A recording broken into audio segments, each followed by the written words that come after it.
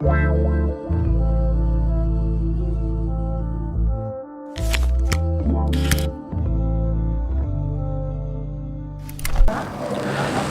c'est Noël. C'est pourquoi je me souviens de l'événement dont l'histoire ne peut se passer, la naissance de Jésus. Je l'ai fait littéralement avec la catéchèse du Saint-Père François le 22 décembre à Rome. En guise de pilule, soyons humbles pour trouver Dieu dans la crèche. Afin de se conformer au décret de l'empereur César Auguste, leur ordonnant de se faire enregistrer à l'état civil de leur contrée d'origine, Joseph et Marie descendent à Nazareth, à Bethléem. Dès leur arrivée, ils cherchent immédiatement un endroit où loger, car la naissance est imminente. Mais malheureusement, ils n'en trouvent pas, et Marie est donc contrainte d'accoucher dans une étable. Réfléchissons. Le Créateur de l'univers, on ne lui a pas permis d'avoir un lieu pour naître. Peut-être c'est une anticipation de ce que l'évangéliste Jean dit. Il est venu parmi les siens, et les siens ne l'ont pas reçu. Et de ce que Jésus lui-même dira. Les renards ont des terrières, les oiseaux du ciel ont des nids, mais le Fils de l'homme n'a pas d'endroit où reposer la tête. Ce fut un ange qui annonce la naissance de Jésus à des humbles bergers, et ce fut une étoile qui indique au mage le chemin de Bethléem. L'étoile nous rappelle que Dieu a créé la lumière et que cet enfant sera la lumière du monde, comme il s'est nommé lui-même, la vraie lumière, qui éclaire toute l'humanité, qui brille dans les ténèbres, et les ténèbres ne l'ont pas arrêté. Les bergers symbolisent les pauvres d'Israël, des personnes humbles qui vivent intérieurement avec la conscience de leur propre faiblesse et qui, pour cette raison, font confiance à Dieu plus que les autres. Ils sont les premiers à voir le Fils de Dieu fait homme, et cette rencontre les change profondément. L'Évangile note qu'ils s'en retournent glorifiant et louant Dieu pour tout ce qu'ils avaient entendu et vu. Autour de l'enfant Jésus nouveau-né se trouvent également les mages. Les évangiles ne nous disent pas qu'ils étaient des rois, ni leur nom. Et tout ce dont nous sommes sûrs, c'est que d'un longtemps pays d'Orient, on peut penser à la Perse, à Babylone, ou à l'Arabie méridionale. Enfin, ils sont partis à la recherche du roi des Juifs qu'ils s'identifiaient dans leur cœur à Dieu, car ils disaient vouloir l'adorer. Les mages représentent le peuple païen, en particulier tous ceux qui, au cours des siècles, ont cherché Dieu et se sont mis à la recherche. Ils représentent aussi les riches et les puissants, mais seulement ceux qui ne sont pas esclaves de leurs possessions, qui ne sont pas possédés par les choses qu'ils pensent posséder. Le message de cet évangile est clair. La naissance de Jésus est un événement universel qui concerne tous les hommes. Chers frères et sœurs, dit le Saint-Père, seule l'humanité est le chemin qui nous conduit à Dieu, et en même temps, précisément parce qu'elle nous conduit à lui, elle nous conduit aussi à l'essence de la vie, à son sens le plus vrai, à la raison la plus sûre pour laquelle la vie vaut la peine d'être vécue. Seule l'humilité nous ouvre à l'expérience de la vérité, de la joie authentique, de la connaissance qui compte.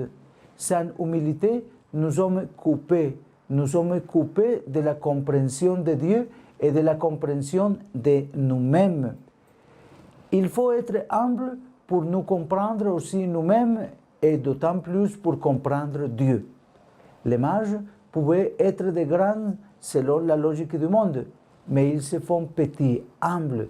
Et c'est pour cette raison qu'ils réussissaient à trouver Jésus et à le rencontrer.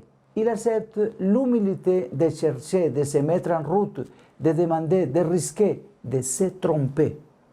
Tout homme, au plus profond de son cœur, est appelé à chercher Dieu. Tous, nous avons cette inquiétude et notre tâche n'est pas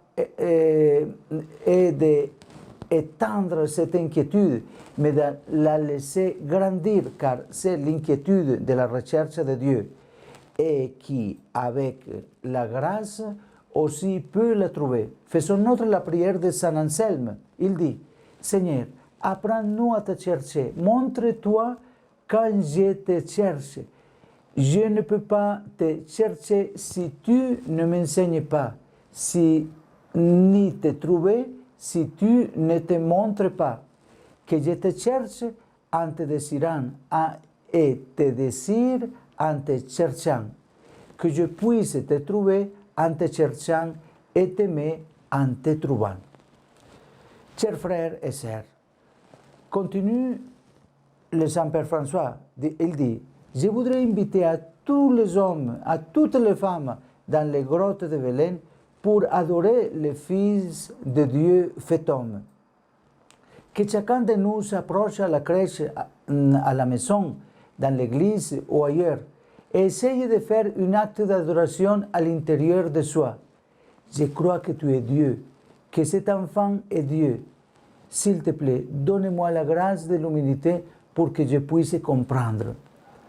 Au premier rang, pour s'approcher de la crèche et prier, je voudrais mettre les pauvres, que comme exhortait Saint Paul VI, nous devons aimer, car ils sont en quelque sorte une manifestation du Christ en eux, dans les affamés, les assoiffés, les exilés, les nuls, les malades et les prisonniers. Il a voulu s'identifier à eux mystiquement. Nous devons nous aider, nous souffrir avec eux et nous devons aussi les suivre, car la pauvreté est le chemin le plus sûr vers la pleine possession du royaume de Dieu. Pour cela, nous devons demander l'humilité comme une grâce. Seigneur, que je ne sois pas orgueilleux, que je ne sois pas autosuffisant, que je ne crois pas être le centre de l'univers. Rends-moi humble, donne-moi la grâce de l'humilité, et avec cette humilité, je peux te trouver. C'est le seul moyen, hein? Sans humilité, nous ne trouvons jamais Dieu.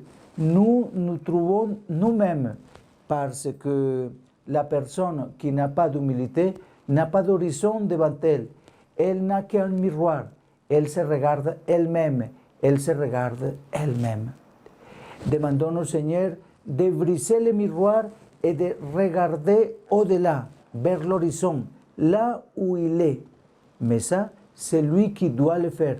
Nous donne la grâce et la joie de l'humilité pour prendre ce chemin. Et ensuite, je voudrais, dit le Saint-Père, accompagner à Bethléem comme l'étoile l'a fait avec les mages.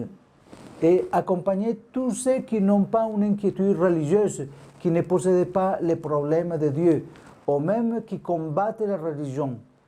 Tous ceux qu'on appelle improprement athées. Je voudrais leur répéter le message du Concile Vatican II. L'Église croit que la reconnaissance de Dieu ne s'oppose en rien à la dignité humaine, puisque cette dignité trouve précisément en Dieu son fondement et sa perfection. L'Église sait parfaitement que son message est en harmonie avec l'aspiration les plus secrètes du cœur humain. Retournons à la maison avec les souhaits des anges. Paix sur la terre aux hommes qui l'aiment.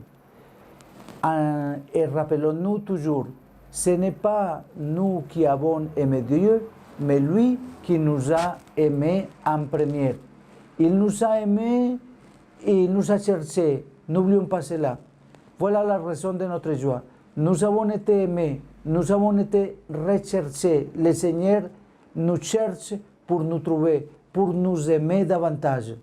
C'est la raison de la joie. Savoir que nous avons été aimés sans aucun mérite, que nous sommes toujours précédés par Dieu dans l'amour, un amour si concret qu'il s'est fait chair et est venu habiter parmi nous dans cet enfant que nous voyons dans la crèche. Cet amour a un nom et un visage, Jésus. Jésus est le nom et le visage est l'amour qui est au fondement de notre joie. Je vous souhaite un joyeux Noël, un bon et saint Noël. Et je souhaite que là où il y a des salutations, des réunions de famille, et ça c'est très beau, toujours, mais qu'il y ait aussi la certitude que Dieu vient pour moi. Que chacun dise, Dieu vient pour moi. Avec la conscience que pour chercher Dieu, pour trouver Dieu, pour accepter Dieu, nous avons besoin de l'humilité. Considérer avec l'humilité la grâce de briser le miroir de la vanité, de l'orgueil, de nous regarder nous-mêmes. Regardez Jésus, regardez l'horizon, regardez Dieu qui vient chez nous et qui touche notre cœur avec cette inquiétude qui nous conduit à l'espérance. Alors, joyeux Noël à vous tous.